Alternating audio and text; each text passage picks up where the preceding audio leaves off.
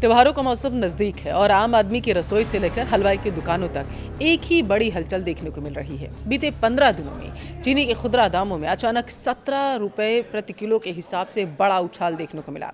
लेकिन सबसे बड़ी चौंकाने वाली खबर तो ये है कि जो भारत दुनिया का सबसे बड़ा चीनी उपभोक्ता और दूसरा सबसे बड़ा उत्पादक देश माना जाता है, वह पूरे तकरीबन 10 साल के बाद दूसरे देशों से चीनी खरीदने यानी कि इम्पोर्ट करने की तैयारी करने लगा। चौंकिए मत, ये सच है। सरकार चीनी पर लगने वाली 100% इंपोर्ट ड्यूटी को हटाने या फिर कम करने पर विचार क्यों कर रही है?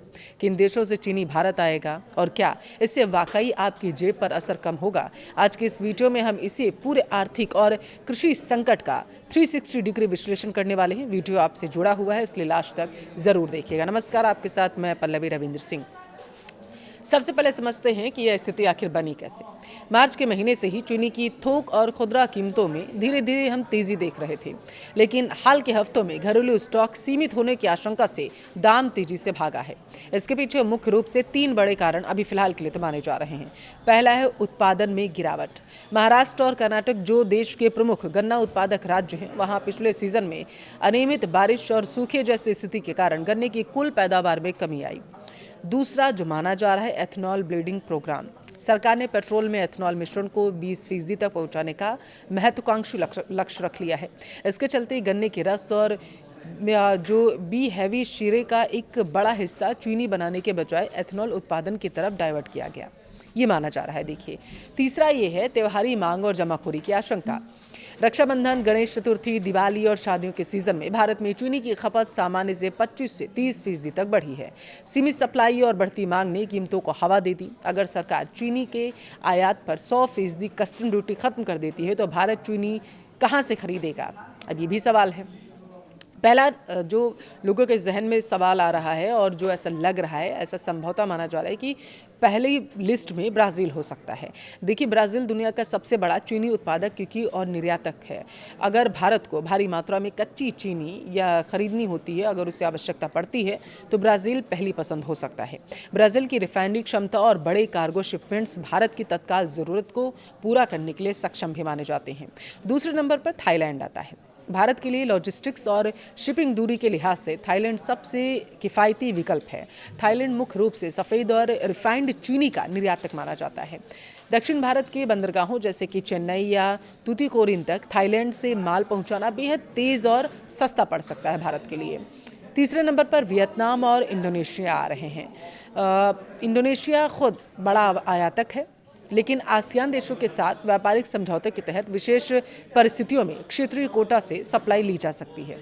वर्तमान में अगर हम देखें तो भारत में चीनी के आयात पर 100% बेसिक कस्टम ड्यूटी लागू है।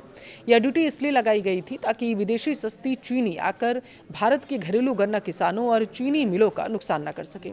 लेकिन अब स्थिति बदल चुकी है। अगर 100% ड्यूटी बरकरार रखी गई तो विदेशी चीनी भारत में आकर घरेलू चीनी से भी ज़्यादा महंगी हो सकती है। इसलिए सरकार के पास 2 रास्ते बचते हैं, ऐसा माना जा रहा है। पहला कौन सा है?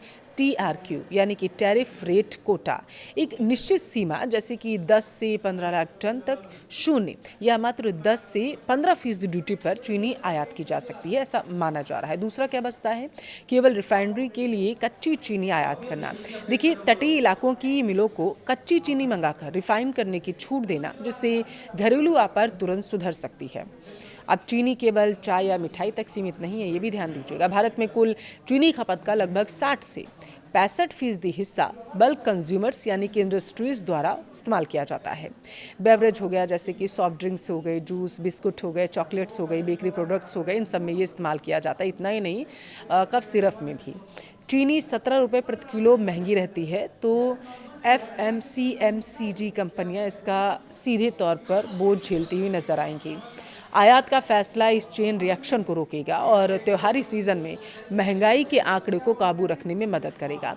भारत का 10 साल बाद चीनी आयात की ओर कदम बढ़ाना इस बात का संकेत है कि सरकार महंगाई के मोर्चे पर कोई जोखिम नहीं लेना चाहती। हालांकि यह कदम केवल एक शॉर्ट टर्म समाधान है लॉन्ग टर्म में भारत को खाद्य सुरक्षा और ऊर्जा सुरक्षा के बीच एक संतुलन बनाना होगा, एक ऐसी नीति बनानी होगी ताकि किसान को भी सही मूल्य मिले और आम उपभोक्ता की चाय भी कड़वी ना हो।